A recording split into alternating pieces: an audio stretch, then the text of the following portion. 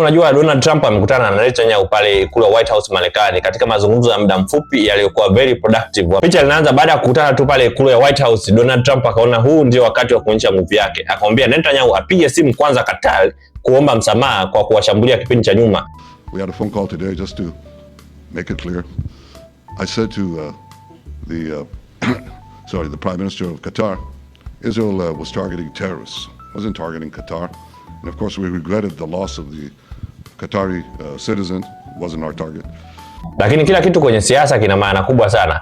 Kama wiki moja nyuma kuna uvumi ulisambaa sana kwenye mitandao ya kijamii kuwa Netanyahu amenukuliwa akisema yeye ndiye anamcontrol Rais Donald Trump. Bibi's running around, this is a fact, I'm not guessing about this, because I talked to people he said it to, is running around the Middle East, his region and his own country and telling people point blank, just stating it, I control the United States, I control Donald Trump. He's saying that, and I dare them to say that's not true. Kwa hiyo hii sasa ilikuwa ni njia ya Donald Trump kujisafisha kwamba yeye yupo in control na ndiyo mwenye nguvu dhidi ya Netanyahu. Netanyahu alibisha vikali sana akasema mimi sijao kusema kitu cha namna hiyo. Trump ni kiongozi anayejitegemea na kiongozi mwenye nguvu. I read somewhere this ridiculous lie. President Trump does what he does because he decides what's in America's best interest. And I've said this often, I don't decide a thing for President Trump. He is the most independent leader, an amazing leader that I've seen in all my years, and I think many people in the world see that. So the idea that in any ways that I boast, that I control him, that's ridiculous. It's a lie, and not only did I not say it, I don't think it.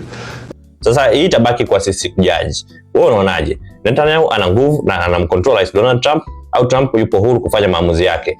Tuachane na hayo, tuje kwenye pointi ya msingi. Kikao kilichofanyika pale ikulu ya White House kimekuja na pointi 20 ambazo zinaaminika zikifuatwa moja baada ya nyingine zitasaidia kumaliza vita hii.